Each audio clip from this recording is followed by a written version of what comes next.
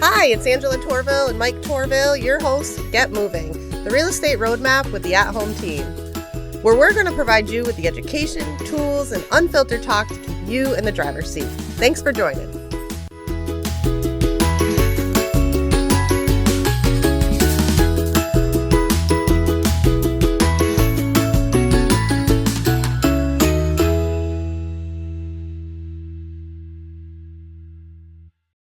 Hi, everybody. Thanks for joining us back again here at Get Moving podcast with myself, Mike Torville, and my co-host, Angela Torville. Today, our guest is Jasmine Naylor. Jasmine, thanks for coming. Thanks for having me. Sure. Yeah. Glad to have you. And we got a lot to talk about today, but before we do that, Angela has something she wants to say to introduce Jasmine, a little bit about Jasmine. So, Angela, it's on you. Yeah. So, thanks again for coming on. Jasmine has been someone I've been, watching for years now and watching your progress. And so she's accomplished so much in just a few years that I've witnessed personally. So it's so much. I'm going to actually read it to you. Okay. So Jasmine Naylor here. She has an MBA, an MS, and a dynamic leader with 2 decades of cross-sector executive leadership experience in business administration and operations. I've watched her have very high level corporate job.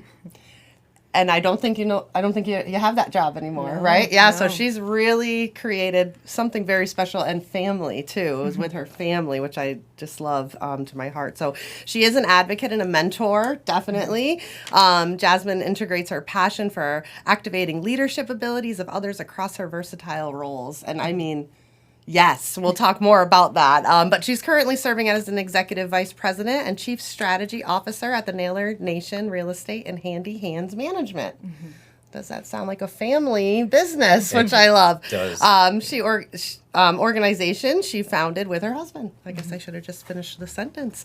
Together, they operate successful real estate companies, including 30 long-term rentals across Massachusetts and Puerto Rico. This is so cool. And I'll stop reading there because I remember seeing you in the beginning of this buying burnt down homes. Oh my goodness.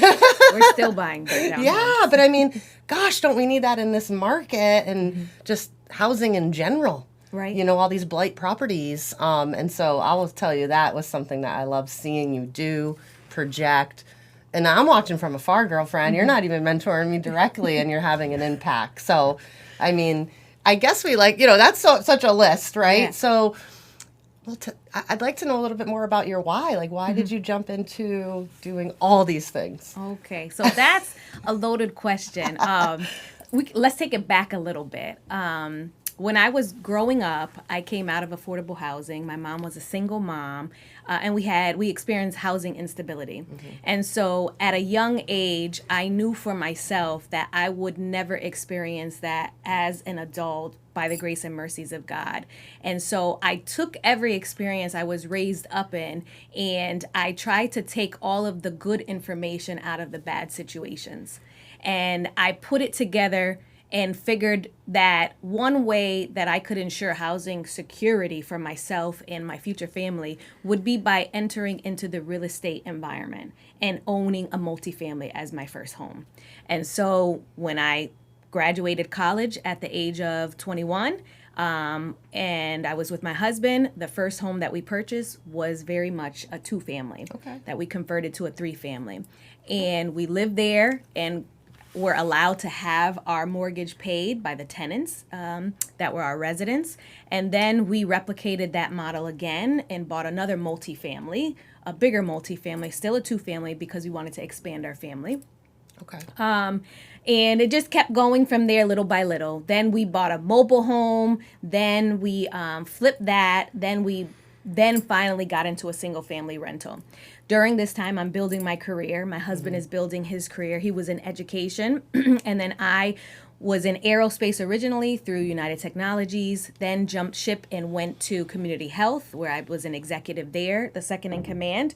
And ultimately, my final role in the corporate space was the second in command at another organization that served all the community health centers across the state of Massachusetts, all 52. And so in that trajectory, I understood that a career was valuable and that it opened doors for you and that you're able to pick up a ton of different skill sets that you would need in life across the board. However, there came a point in time where I was working extremely hard and it was a challenge to get time off. And in between this period, I had sold off the rental portfolio that I had accumulated, and I had gone all into my career. But a rub came, which I actually think it's a divine rub, because sometimes you need to have an uncomfortable experience to push you into your next season, especially if you're enjoying what you're doing when you're in that season. So I very much loved all of the roles that I held, and I would have thought I would have stayed in those roles a little bit longer, but I always wanted to leave to entrepreneurship. So one day or one season, there started to be a rub with being able to get time off. And I went back to my husband and I essentially told him, hey, I know that we know how to provide an excellent service to the community, but also allow that service to provide a pathway for us to build wealth and to also purchase our freedom back from the 9-to-5. And so we had a meeting of the minds. We put a plan together. And we executed on that and said, we're going to go all in on real estate. And he ended up leaving his job maybe a week later from that conversation. I stood in the 9-to-5 and we began to pick up one property at a time and infusing all of my 9-to-5 money in excess of our budget to purchase as fast as we can, which then opened the door for us to do flips, which you saw us doing the fire burns, because we were trying to generate cash faster, because a 9-to-5 only gives you a paycheck every week or 2 weeks, and we wanted to move quicker. And so we started going into these different pathways. So ultimately the why was really housing stability for ourselves and then also buying our freedom back from the 9-to-5 and being able to control our time and do what we want with our family, how we want with our family, but at the same time providing a service to the community to the best of our ability. And so that's our why and how we got here today. And we've expanded that to include, I do advocacy for diverse housing. You've seen me talking about rent control. I'm the executive director of the Western Mass Real Estate Investors Group, which is a voluntary role that I take on top of all my other roles to help educate, network with other investors across the region, suppliers and vendors, providing free opportunities for them to come on these monthly events that we have. So that's a little bit about my why. That's a lot. And, that why hits on, in my business as a lender and people trying to qualify for secure housing, and also a mother of a 21-year-old and a 19-year-old, they want freedom. Yes. So we have this new generation coming up that don't want a 9-to-5. Right. But what else is there right now, right? But there's also such a lack of housing security at all different income levels now. And so, I don't know, that just hit me right here in my heart. Yeah. And I think that will for many people. And what a success story to work as a partner with your partner. Right. Create a goal together and accomplish it. Like at levels you probably didn't think that you might have gotten to as quickly as you did. But it all started with a risk. It did. And not everybody's willing to give up that security. Oh, yeah. That is it's a big deal. Big security blanket. Absolutely. Of great. You're 100% you were at the top level here. Yes, I was at the $250,000 mark. But buying back time. Right. And I think we've all grinded so much. Jobs have just changed the way that we have to operate in them, and they do suck up our lives. And so, what a cool story! How long has it been now, Jasmine? So it's actually, what's today's date? The 25th. So in 5 days, we'll be celebrating our 3rd year anniversary of 100% having no W-2 income coming in at all. Wow. But we started the company in 2019 when we put our heads together and said we're going back all in. But we didn't leave I didn't leave my 9-to-5 until June 30th, 2023. Well, that was good because COVID was over and at least that uncertainty it's stabled was a little. behind you. Yeah. I left one uncertainty to go into another uncertainty. Yeah, exactly. Now, during those 3 years, have you ever looked back? Have you ever regretted and said, gosh, I wish I had back what I had before? Or are you completely 100%? No. You know what's funny is that I do not regret it at all. The only thing my husband will look back and say is maybe I could have stood one more year, and generated that strong salary and saved as much of that money as possible. But what I say to that is it was a compromise because I did want to do one more year. But my husband was like, you just had a baby, and I had 2 more babies in between these 3 years. He's like, you just had a baby. Who's going to watch this baby? I know you don't want to put the baby in daycare. So, I'm in the real estate. I can't tote this little newborn infant around with me. So he's like, the time is now for you to make the exit. So I don't regret it. And especially because I'm literally walking in answered prayers and plans that were put on paper. Is it easy? Absolutely not. I have 10, 15 jobs. I tell people, and it's not a joke, and when I go and do different presentations, I list many of them on the screen of what we do, because entrepreneurship has to be putting together multiple different things when you're in the real estate lane. You find a lot of real estate investors don't do just one thing. They're in multiple things, typically all related to real estate, though, or all their offshoots as well. Yeah, we have a couple friends that are... They all dabble in many different ways. And it's funny, so, you make your own schedule. Or does your schedule make you? Right. And so, but it's different because it's a passion. Yes. So, what a dream come true to be able to make a living, support your family, support the community, because you really do. You have a huge voice in the real estate and network around here. Thank God. Do. It's crazy how that happens. But it's great because you're genuine, you're humble, you're honest, you lead with your heart, you have a servant heart, and so we need that. We need more of that in the real estate world, and there's a lot... housing insecurity, the American dream is dwindling for people under 30 years old. Yes. And it's still very, very much possible. It is. So coming to these meetings that you do, like these Western Mass investor meetups, maybe you don't want to be an investor. You're 22 years old. But if you get into the room with the people who have that mindset, you'll it just sort of seeps into the sponge, right? Yeah. And then maybe 5 years later, it's like, oh, yeah, we were talking about that 5 years ago at Western Mass Investor Group, or I know this person now, so... Yeah. It's cool you're putting all those things on, and you've done seminars, and I've been to many seminars. I guess you guys could tell I really like Jasmine. I've been to many seminars, but I went to one of yours. The way you conducted that was great. She challenged the crowd to network with each other. Yes. But she didn't just say, hey, get up and talk to everyone for the next 5 minutes. She gave prompts, and they were valuable prompts, because networking by yourself is a little intimidating, But I guess, I don't know, I'm going off on a little different topic, but... the way that you've positioned yourself, I value it, and keep doing it, because I know this is not easy what you're doing, raising all these kids and bringing that up. It's not easy. You said it right yourself, and I've been a landlord before, and I had some really tough situations that I wished I had done better homework up front to avoid the problems I had, but I didn't, and so I learned from that. But what would you say is one of the biggest perceived barriers to somebody who, if you say, hey, you ought to think about investing in real estate? Sometimes I've heard people say, oh, are you kidding? The last thing I want to do is be bothered with tenants and getting at 2 o'clock in the morning, my toilet's broken. Yeah. And sure, that exists. Of course it does. But what would you say to a new or a potential investor who says, I'm thinking about it? What would you say to them, especially if they have that perceived barrier? Yes. What would you say? So I think the easiest thing for me to relay to anyone who's interested in being a landlord, it's one, understanding, is this because you want to build wealth?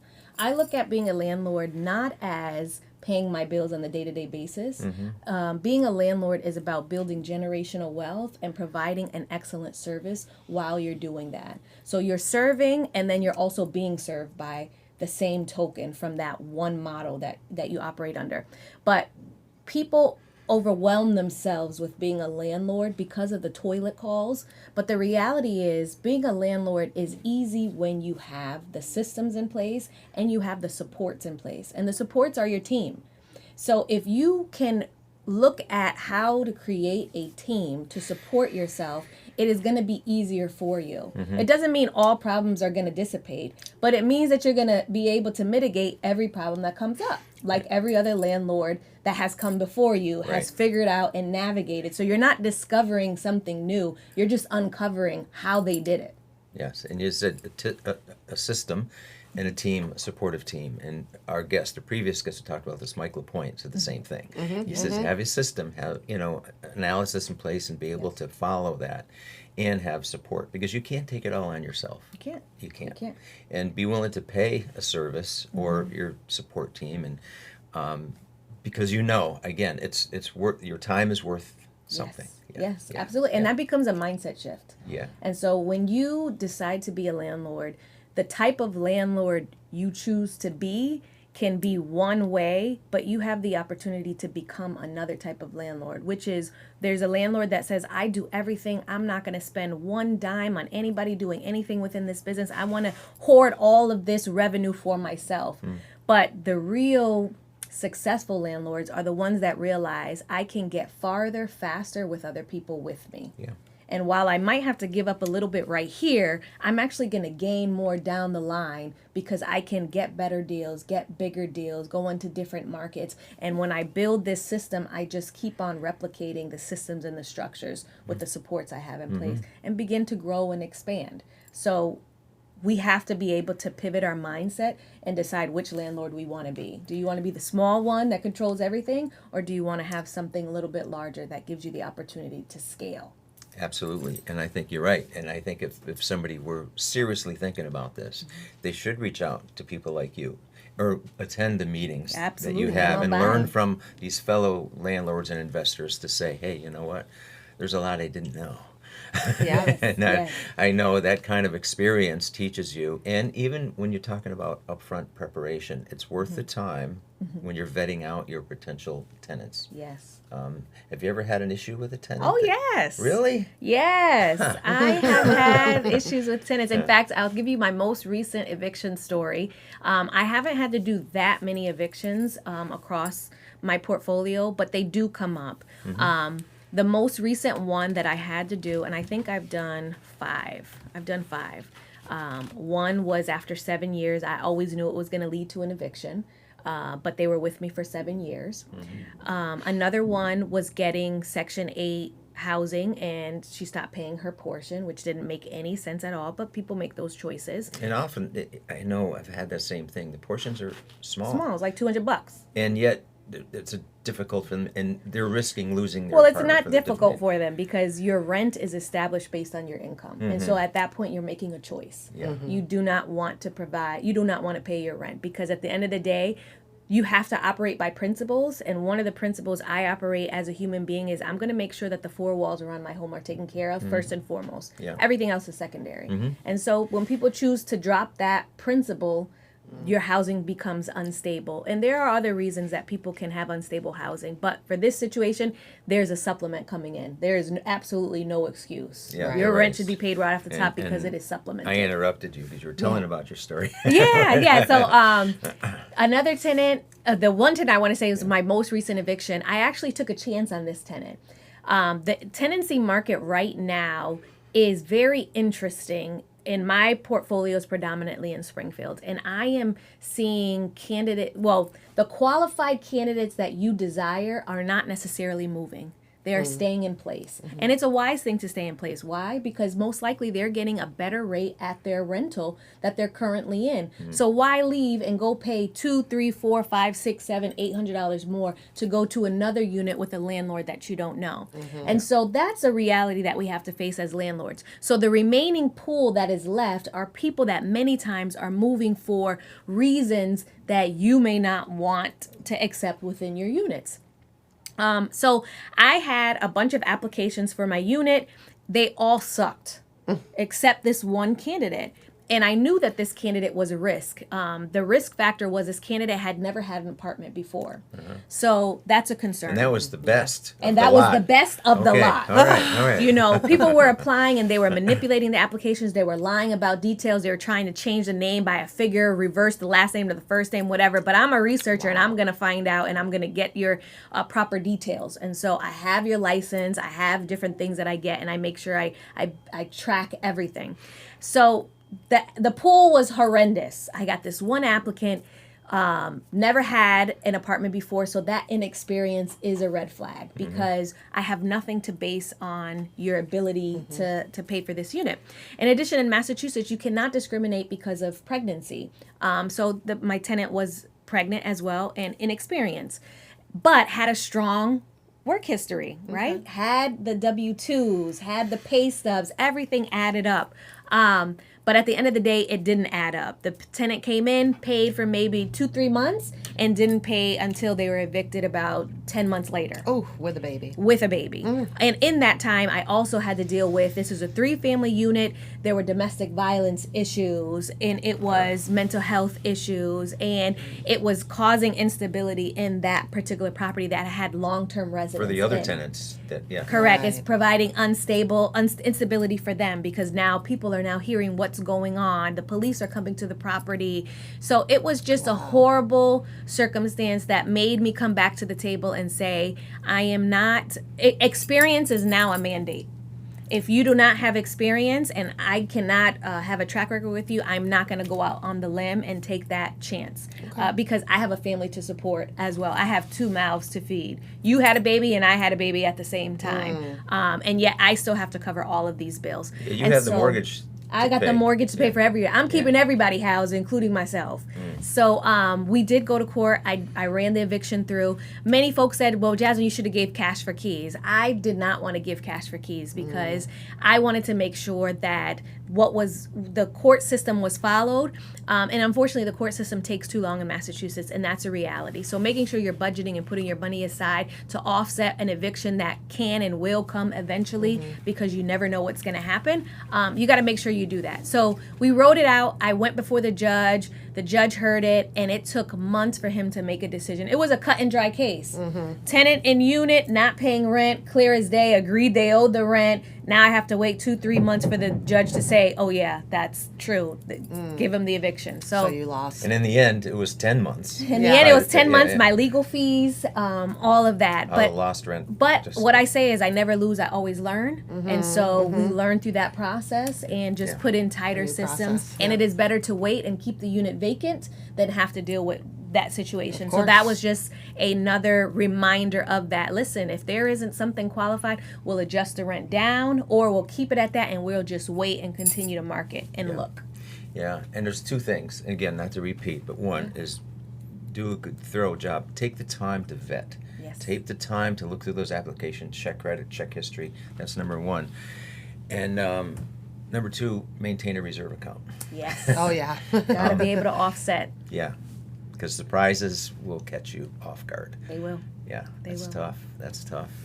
Well, you're taking on people, not and just how many properties, units? right? I mean, that's... How many units, stores do you have now altogether? So about 30. 30. About 30. And not only here in Western Mass, but in Puerto Rico? Yes. So I have some in Puerto Rico. I've also we're in the middle of a 64-unit rehab in Atlanta for apartments down there. And also in Florida, building some property out there as well, rental units as well. So we've begun to expand beyond Massachusetts, which there was a question about if somebody was interested in being an investor as well. Something I will say is you have the entire world to decide where you want to be an investor. And the same systems and support structures you need where you live is the same thing you need wherever you don't live if you want to invest somewhere else. So my Puerto Rico property, I bought the property without even seeing the property in person. It was WhatsApp videos and FaceTime with my realtor that I had met online. And, there's certain skill sets that you have the ability to acquire and you can utilize them wherever you are in the world, like vetting good people, making sure that they provide good services, making sure that you get good referrals and stuff like that. So that person that I met online that was my realtor is also my property manager. And also leases up my unit and also takes care of all of my concerns at the property because I don't live in Puerto Rico, Right. So back to the trusted team we talked about earlier. A trusted team. And it's doable. So I say this because good people exist in the world and you can find the teams that you need. You just have to understand the principles to measure things by. What would you say if someone's newer to this and they want to branch out of their local area? Who are the top 3 hats that they need to find? So if you're going to branch out from your area that you live in, you're going to need a solid team. So you need who's providing your lending if you're going to go the lending route or you're going cash. So you need to have a good lender. Who is your insurance agent going to be? You need to make sure that your property is insured. who is your property manager? Since you're not going to be there, who's going to keep eyes on that property for you? Who can you call when something's going wrong at a property? And can they call directly themselves? And when you say property manager, you're also talking about being a rent collector too? Yes. Okay. So my property manager does everything. She collects my rent. I only pay, my husband and I only pay the bills for the property. So that's the light, the gas, the water bill. And then she deploys the folks that need to do the patio cleaning, the landscaping. If there's a repair to be done, she deploys that entire team. But you have two options. One, you can find someone that has that team, which is a property manager. I was just thinking that. Or you can build that team for yourself and deploy those folks on your own after you find them and build the right relationship with them. And so here at home, I'm the property manager. So I collect all the rents through my system, which is Tenant Cloud. All of my maintenance requests can go through Tenant Cloud as well. Nice. And I can also attach my maintenance guys to them as well. And so I have all of the teams that I need, my plumber, my HVAC guy, my electrician, my handyman. Like my handyman just went to install a combo smoke/CO detector, right? Tenant says, hey, the thing's going off. It's supposed to last 10 years. It's a lie. It's only 3 years old. I got to go buy another one. Those things have gotten so expensive. So that's a simple task to do. I'm going to deploy the handyman to go do that. He goes, picks it up for me. So I have my teams doing the holistic work that needs to be done. I've got other guys that when I need things cleaned out, because in landlording life, depending how your units are and the communities that you have, you might have excessive trash accumulation. So I have another guy, hey, I need you to go pick up all the trash around wherever and do the dump twice a year or what have you. So I don't necessarily have to step foot on the properties to know what needs to be done because we can get FaceTime videos. We have cameras at certain properties. We ask the tenants to send us pictures, and then we just transfer it over to the worker, and the worker goes, gets it done, and sends me photos again after. So we rely heavy on photo, video, and cameras to make sure the stuff is getting done. It's a great process. That's a big team. Okay, so as someone who's not an investor, that's intimidating. They're subcontractors. They're subcontractors. They're not my employees. So you have one or two properties. They're local. Yep. When are you breaking the seal? When do you think? What would your advice be to break the seal on letting go and starting to delegate? So the big reason why we got rid of our original portfolio was because we didn't learn the gift of delegation. Okay, that's we a did big thing to every learn. single thing ourselves. The leaky toilets, the furnace has gone out, has been overfilled with water, the pinhole leaks in the old piping systems, going with the Bondo ourselves and putting it on. So we were doing all those things ourselves while working full-time jobs, while raising family. And we got exhausted doing that. Yeah. And so when we came back together and said we're going back into real estate, we said we're going to do it different this time. Yeah. We said we're going to right every mistake that we did. Yep. And one of those mistakes was not delegating. Yeah. And so we purchased with the mindset that if it cannot be purchased and be able to afford the team, then it's not a property that we can buy. Perfect. Because we needed to buy our time back because we knew how exhausting it could be.